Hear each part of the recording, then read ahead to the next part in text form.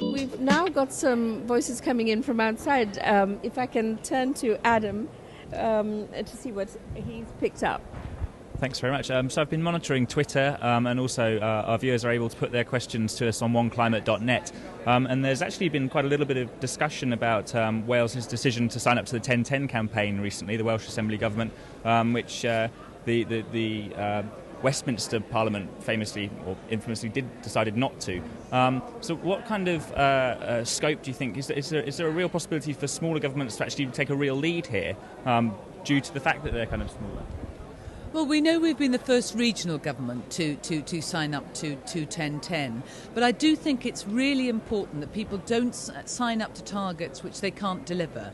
You actually have to look at whether or not you can deliver an outcome. So, in fact, the 1010 campaign was launched months ago, and it has taken us all those months to ensure that we could deliver. Now, we brought down our emissions as a whole government on our estate and everything else, travel and consumption of paper, etc., and consumption of electricity by 4% this year. And I'm, in a sense, putting a major challenge about increasing that 4% to 10%.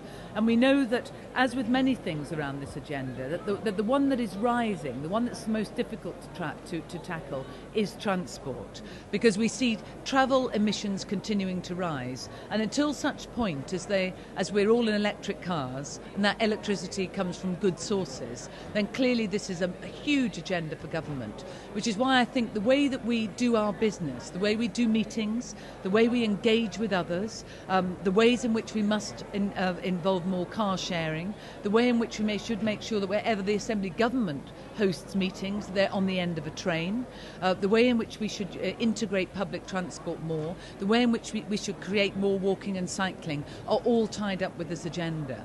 Now, we're a small government, and we only get money from the UK government in terms of delivery of what we do. And that funding is not going to be as much this year as it's been in the past, because we all know we've come through a recession. But we are putting more of that money into all of those initiatives. And we will continue to put more of that money into those initiatives. And we're also looking at creating low-carbon regions in Wales, and actually look at working with communities in those regions to help people take better decisions about energy efficiency and renewable energy. And I'm hoping that we can really, with the support of the people of Wales and the inspirational leadership some of the communities in Wales are already showing, that we can help them connect with others to demonstrate this is actually not only a good thing to do, but it actually improves your social life. And Jane, we've also talked at different times about using not only video conferencing in the classical sense, but also meetings like this, using Skype, using other forms of digital communication. And of course now you are speaking to the world at large, and people are putting questions in from the world at large on a very low-cost, low-carbon route. And this is something, I know you mentioned the network that you are linked with as a sort of a sub-regional group.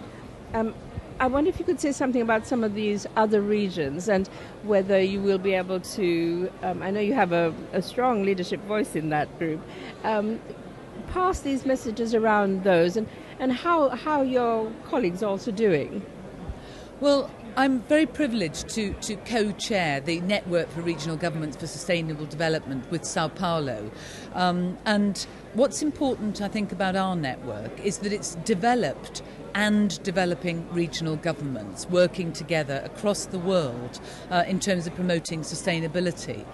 And before the, in a sense, climate talks came along, there has been no other network like it. So suddenly we found ourselves of great interest to the UN and others, because we could demonstrate that we were a network that worked with people on the ground, with smaller governments. And that network now has observer status here at this conference. We're working in partnership with the Climate Group, the UNDP, the UNEP and others in terms of taking forward some critical messages about the way that the developed nations and regions need to work with the developing nations and regions in the context of a final agreement here. one of the key messages that we're putting forward as a network is that the deal has to be signed, as it were, at all levels of government, because we have to make sure that although world leaders might thrash out the deal, it is actually governments like ours that will deliver. We're responsible of between 50 and 80% of mitigation actions and 80% or thereabouts of adaptation actions. So we have to bind regional and local governments into this deal. And I think that is critically important.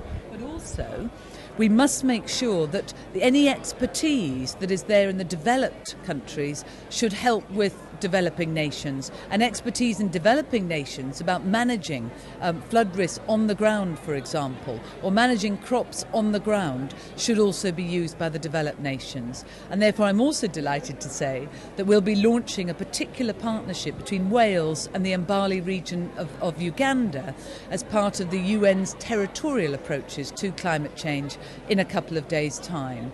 And that is because we believe that we should learn from those who are being most affected. And sub-Saharan Africa is definitely one of the areas most affected. Really good to hear, because so often there is so much knowledge of how to manage scarce resources in the south, and especially in rural parts of the south, which is simply not known by those of us who have been used to a much more extravagant lifestyle and not even realize we were being extravagant. And one of the things that I was very struck by listening to somebody from Australia yesterday is the issue of water, because we talk a lot about carbon emissions, quite rightly, or the greenhouse gas emissions.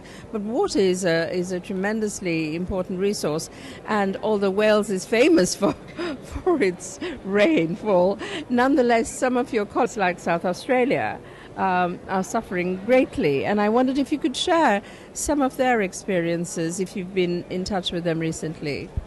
Well, in fact, I'm meeting the Premier for South Australia on Monday to have a one-to-one discussion in the context of our network.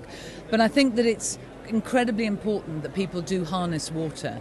I mean, in the UK, because we've always had a great deal of water, and as you say, Wales is famous for not necessarily having the right water in the right places, particularly when people come to our beautiful country for holidays.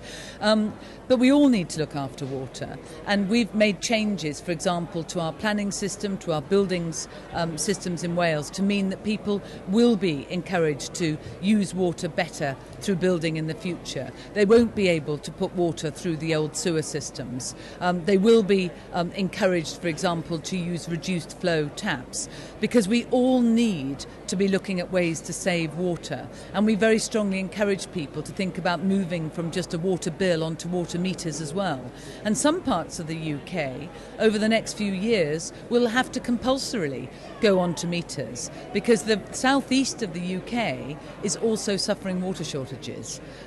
And although Wales is actually making up other areas' water, particularly in the Midlands of the UK, the central part of England, we won't be able to make up everybody's water shortage for the future, because we are going to see those hotter, drier summers. We are going to see those more extreme events, which we won't be able to save in the same way. So we all need to look very, very carefully at this incredibly precious resource.